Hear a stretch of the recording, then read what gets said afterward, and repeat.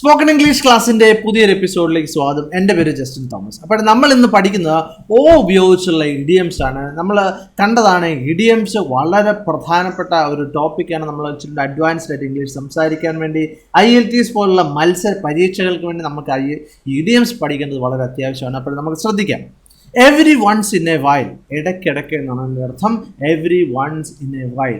I saw him in the bar every once in a while. ഞാൻ ഇടയ്ക്കിടയ്ക്ക് അവനെ കാണാറുണ്ടായിരുന്നു എന്നാണ് പറഞ്ഞത്. അപ്പോഴേ ഐ സോ ആണ് അവിടെ വന്നിരിക്കുന്നത്. Okay, I only see his wife every once in a while at home. Okay, അവൻ്റെ ഭാര്യയെ ഞാൻ ഇടയ്ക്ക് മാത്രമേ അവരുടെ വീട്ടിൽ കാണാറുള്ളൂ എന്നാണ് പറഞ്ഞിരിക്കുന്നത്.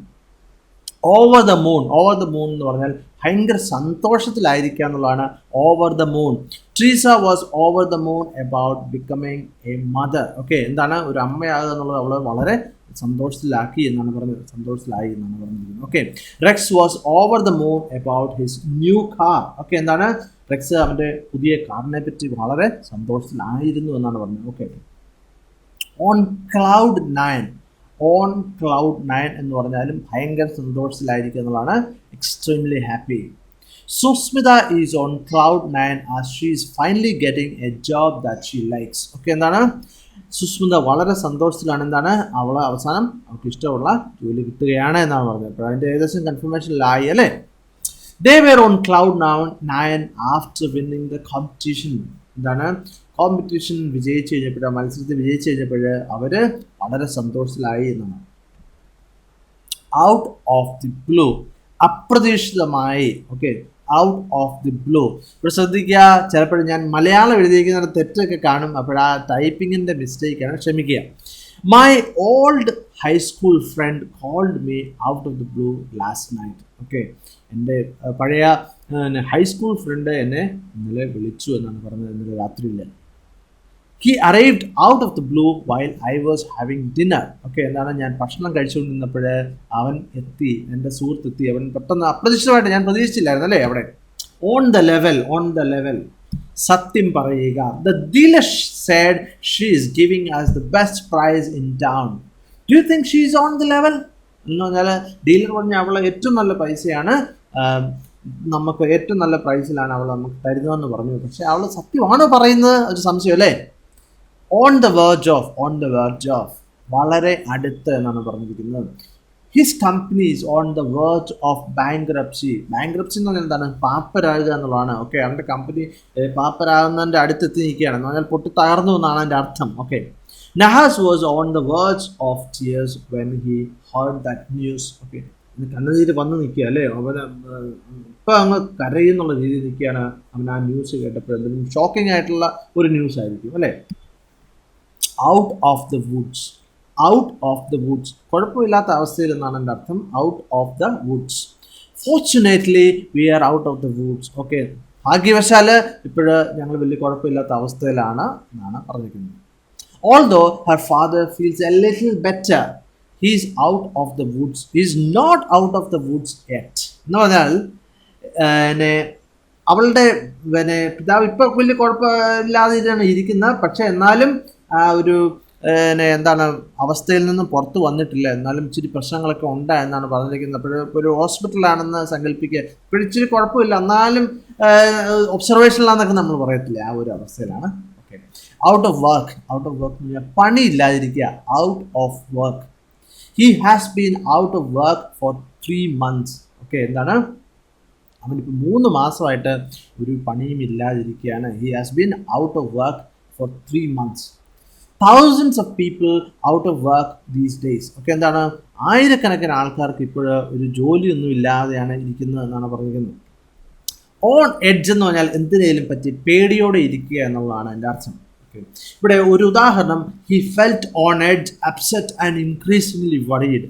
ഇവിടെ ഏകദേശം ഇതൊക്കെ ഒരേ അർത്ഥമാണ് വന്നിരിക്കുന്നത്. ഓൺ എഡ്ജ് എന്ന് പറഞ്ഞാൽ പേടിയോടെ ഇരിക്കുക, അപ്സെറ്റ് എന്ന് പറഞ്ഞാലും അതുപോലെ തന്നെ കുറച്ച് നിരാശനായിട്ട് പേടിയോടെയൊക്കെ ഇരിക്കുക, അപ്സെറ്റാണ് അല്ലേ. അതുപോലെ തന്നെ വറീഡ് എന്ന് പറഞ്ഞാൽ ഏകദേശം ആ അർത്ഥം തന്നെയാണ്. ഇൻക്രീസിംഗ്ലി വറീഡ് എന്ന് പറഞ്ഞാൽ കൂടുതൽ വറിയായിട്ടിരിക്കുക എന്നുള്ളതാണ് എൻ്റെ അർത്ഥം. ഓക്കെ, ശ്രദ്ധിക്കുക, ചിലപ്പോൾ ഇംഗ്ലീഷിൽ ഇങ്ങനത്തെ ഈ ഒരേ അർത്ഥമുള്ള വാക്കുകൾ അടുപ്പിച്ചടുപ്പിച്ച് ഉപയോഗിക്കാറുണ്ട്. പറയുന്നതിൻ്റെ ഒരു ശക്തി കൂട്ടാൻ വേണ്ടിയാണ്. ഈ പ്രസംഗത്തിൽ പലപ്പോഴും ഉപയോഗിക്കുന്ന ഒരു ടെക്നിക്കാണിത്. അപ്പോൾ നമുക്ക് ഇംഗ്ലീഷ് പ്രസംഗം എങ്ങനെ പറയാമെന്നുള്ളത് നമുക്ക് പിന്നീടുള്ള ചാപ്റ്ററുകളിൽ ഞാൻ നിങ്ങൾക്ക് പറഞ്ഞു തരാം. നമുക്ക് പരിശീലിക്കാം അതിനെപ്പറ്റി. She felt so on edge before the interview. നമുക്കൊക്കെ സംഭവിക്കുന്നതാണ് അല്ലേ. ഷീ ഫെൽറ്റ്, അവൾ പേടിയാണ്, നമുക്ക് അല്ലേ പേടി തോന്നി എന്നാണ് പറഞ്ഞ് ബിഫോർ ദ ഇൻ്റർവ്യൂവിന് മുമ്പ്. അപ്പോൾ നമുക്കൊക്കെ ഉണ്ടാകുന്നൊരു കാര്യമാണ് അല്ലേ. One's own flesh and blood. Okay, ബന്ധുക്കൾ എന്നാണ് എൻ്റെ അർത്ഥം. അപ്പോൾ ആ വൺസ് ഓൺ എന്നുള്ളത് നമുക്ക് മാറ്റി എഴുതാം. നമുക്ക് ശ്രദ്ധിക്കുക. എൻ്റെ example, you have to be nice with your siblings, they are your own flesh and blood.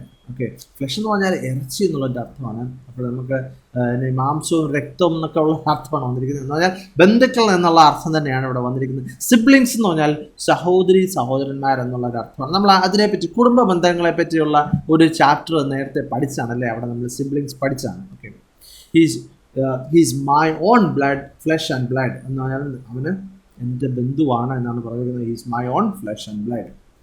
Out of question എന്ന് പറഞ്ഞാൽ നടക്കില്ല എന്നാണ് പറഞ്ഞത്. Okay, I am afraid a promotion is out of question now. Okay, എന്താണ് അപ്പോൾ എനിക്ക് കിട്ടുമെന്ന് തോന്നുന്നില്ല എന്നാണ് അർത്ഥം. അല്ലെങ്കിൽ ഞാൻ അതിനെപ്പറ്റി കുറച്ച് വറീഡാണ് എന്നാണ് പറഞ്ഞത്. അതാണ് I am afraid a promotion is out of question now. Okay, ആ സാഹചര്യം വെച്ചല്ലേ എൻ്റെ പെർഫോമൻസ് നല്ലതല്ലായിരിക്കാം, അതല്ലെന്നുണ്ടെങ്കിൽ കമ്പനിയിൽ വിഷയങ്ങളായിരിക്കും, അപ്പോൾ പ്രൊമോഷൻ കിട്ടത്തില്ല എന്നാണ് ഏകദേശം പറയാം അല്ലേ. It's out of question to digest his theory. Okay, എന്താണ് അവൻ്റെ ഒരു തത്വങ്ങളുണ്ടല്ലോ, അവൻ പറയുന്ന കാര്യങ്ങളൊക്കെ എനിക്ക് അങ്ങനെ ഡൈജസ്റ്റ് ചെയ്യാൻ പറ്റുന്നില്ല, എനിക്കതങ്ങ് ഉൾക്കൊള്ളാൻ പറ്റുന്നില്ല. ഔട്ട് ഓഫ് പ്രാക്ടീസ്, തുടർച്ചയായിട്ട് ചെയ്യാത്തത് കൊണ്ട് കഴിവ് നശിക്കുന്നതിനാണ് ഔട്ട് ഓഫ് പ്രാക്ടീസ് എന്ന് പറയുന്നത്. നമ്മൾ എപ്പോഴും പറയാറുണ്ടല്ലേ, നമ്മൾ പ്രാക്ടീസ് ചെയ്തില്ലെങ്കിൽ നമ്മളിതെല്ലാം മറന്നു പോകും അല്ലേ. Use it or loose it എന്ന് പറയാറുണ്ട് ഇംഗ്ലീഷിൽ.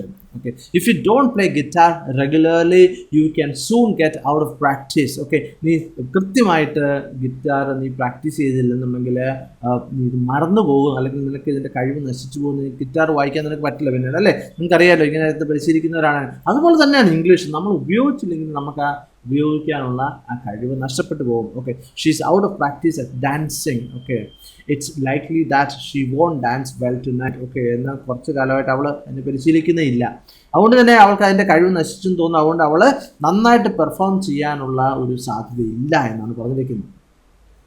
ഓൺ ദ മാർക്ക് എന്ന് പറഞ്ഞാൽ ശരിയായത് എന്നാണ് അതിൻ്റെ അർത്ഥം.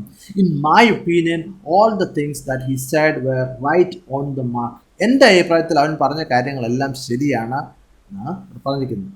His speech was on the mark. Okay, അവൻ പറഞ്ഞതെല്ലാം കൃത്യമായിട്ട് ശരിയായിട്ടുള്ള കാര്യങ്ങളായിരുന്നു അവൻ്റെ ആ സ്പീച്ചിലുണ്ടായിരുന്നു അല്ലേ, പ്രസംഗത്തിലുണ്ടായിരുന്നു എന്ന് പറഞ്ഞു. Once in a blue moon എന്ന് പറഞ്ഞാൽ വളരെ വിരളമായിട്ട് എന്നാണ് പറഞ്ഞിരിക്കുന്നത്. Okay, once in a blue moon. His son lives in Japan and he only comes to see him once in a blue moon. Okay, അവൻ്റെ മകൻ ജപ്പാനിലാണ് താമസിക്കുന്നത്, ഇടയ്ക്ക് മാത്രമേ, വളരെ വിരളമായിട്ട് മാത്രമേ സന്ദർശിക്കാറുള്ളൂ എന്നാണ് പറഞ്ഞിരിക്കുന്നത്. My family use to live in Mumbai but now we only go there once in a blue moon. Okay, എൻ്റെ ഫാമിലി ബോംബെയിലായിരുന്നു താമസിച്ചുകൊണ്ടിരുന്നത്, അപ്പോൾ അതാണ് യൂസ് ടു വന്നിരിക്കുന്നത്, അവിടെ ആയിരുന്നു എന്നുള്ള അർത്ഥമാണ് അല്ലേ. യൂസ് ടു ലീവിനെ പറ്റി നമ്മൾ പഠിച്ചാണല്ലോ, അപ്പോൾ തീർച്ചയായിട്ടും നിങ്ങൾ ആ ചാപ്റ്ററുകൾ പഠിക്കണം. But now we only go there once in a blue moon. പക്ഷേ ഇപ്പോഴാണ് നമ്മൾ ഇടയ്ക്ക് മാത്രമേ അവിടെ പോകാറുള്ളൂ. ഔട്ട് ഓൺ ദി ടൗൺ എന്ന് പറഞ്ഞാൽ വൈകുന്നേരം അടിച്ചു പൊളിക്കാൻ വേണ്ടി പുറത്തേക്ക് പോകത്തില്ല, അപ്പോഴേ കൂട്ടുകാരൊക്കെ കൂടി പോകുന്നതിനാണ് ഔട്ട് ഓൺ ദി ടൗൺ എന്ന് പറയുന്നത്. Let's go out on the town and relax ourselves. Okay, നമുക്ക് പുറത്ത് പോയിട്ട് ഒത്തിരി റിലാക്സ് ചെയ്യാമെന്നാണ് പറഞ്ഞിരിക്കുന്നത്. He has gone out on the town with his friends to celebrate his birthday. Okay, അവൻ്റെ birthday celebrate ചെയ്യാൻ വേണ്ടി അവൻ കൂട്ടുകാരുടെ പുറത്തേക്ക് പോയി എന്നാണ് പറഞ്ഞിരിക്കുന്നത്, അല്ലെങ്കിൽ പുറത്തേക്ക് പോയിരിക്കുകയാണ് എന്നാണ് പറഞ്ഞിരിക്കുന്നത്. അപ്പോൾ തീർച്ചയായിട്ടും നിങ്ങൾക്ക് ഈ ചാപ്റ്റർ മനസ്സിലായെന്ന് ഞാൻ കരുതുന്നത്. ഇഷ്ടപ്പെട്ടെങ്കിൽ തീർച്ചയായിട്ടും ലൈക്ക് ചെയ്യുക, അതുപോലെ തന്നെ ഇഷ്ടപ്പെട്ടില്ലെങ്കിൽ നിങ്ങൾ ഡിസ്ലൈക്ക് ചെയ്യുക. മറ്റു വീഡിയോയുമായിട്ട് വീണ്ടും കാണാം. Thank you very much for watching and God bless you.